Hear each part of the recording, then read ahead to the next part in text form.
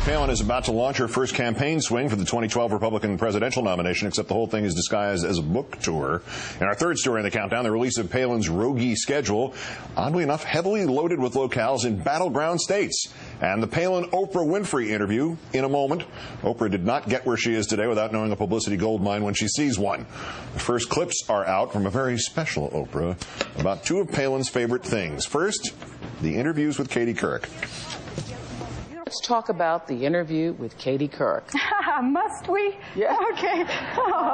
Okay. You talk about it in the book, so I assume everything in the book is fair game today. It is. You do say that it wasn't your best interview. Did you think that was a seminal defining moment for you, that interview? I did not, and neither did the campaign. In fact, that is why segment 2 and 3 and 4 and maybe 5 were scheduled. The campaign said, right on, good, you're showing your independence, this is what America needs to see. And it was a good interview, and of course I'm thinking, if you thought that was a good interview, I don't know what a bad interview was, because I knew it wasn't a good interview. So Ms. Palin knew better, did she? The former governor is even more blunt in her book, reportedly describing the CBS anchor as badgering and biased. But it's possible that no one has gotten under Palin's skin, not Katie Couric, but as much as Levi Johnston.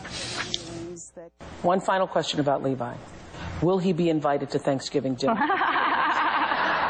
You know, that's a great question, and it's lovely to think that he would ever even consider such a thing, because of course he is a part of the family, and you want to bring him in the fold and kind of under your wing, and he needs that too, Oprah. I think he needs to know that he is loved, and he has the most beautiful child, and this can all work out for good. It really can. We don't have to keep going down this road of controversy and drama all the time. We're not really into the drama. We don't really like that. We're more productive.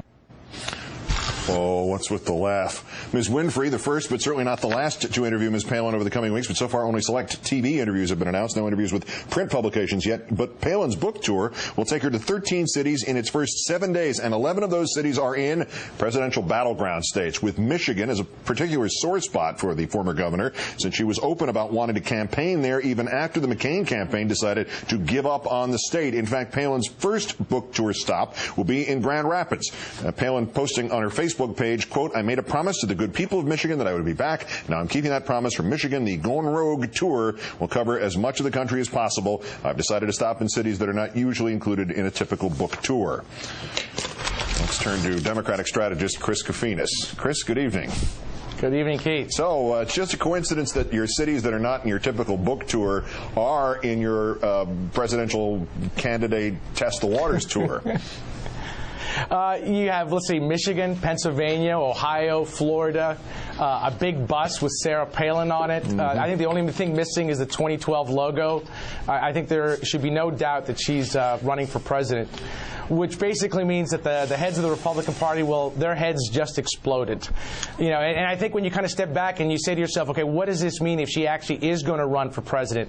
One, I think you can safely predict that she's going to move every candidate in that Republican primary field to the far right. And that's a pretty strong statement considering how right a lot of these candidates already are. And two, she's going to make whichever candidate is going to come out of that field, it's not going to be Sra Palin, but she's going to make that candidate so unelectable, it is almost going to be a suicide pact. Amazing, isn't it, that they didn't figure to make the price of the book $20.12? How did they miss that?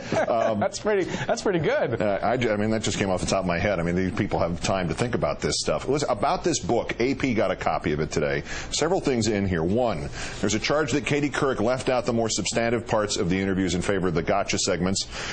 Two, Charles Gibson, during his interview, peered over his glasses like a disapproving principal. Three, the McCain people screwed up the announcement of the pregnancy of Bristol Palin with a statement that sounded like it was glamorizing her daughter's situation. And four, they didn't let her speak when McCain conceded on election night. And five, they didn't let her bring up all her family members onto the stage during his speech.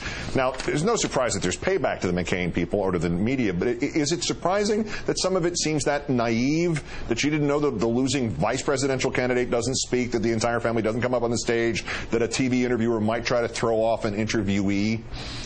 It seems, I think, petty and incredibly whiny, especially for someone who may have presidential ambitions.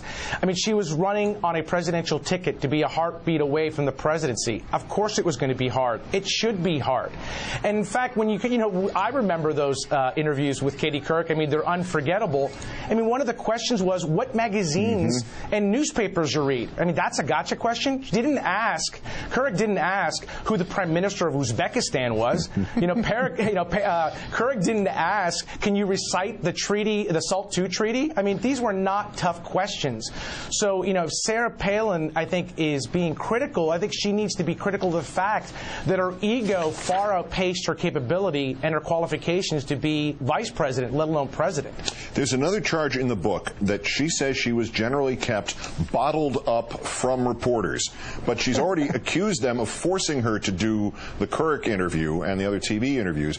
Isn't Goldilocks in the story required to have one complaint, too hard or too soft?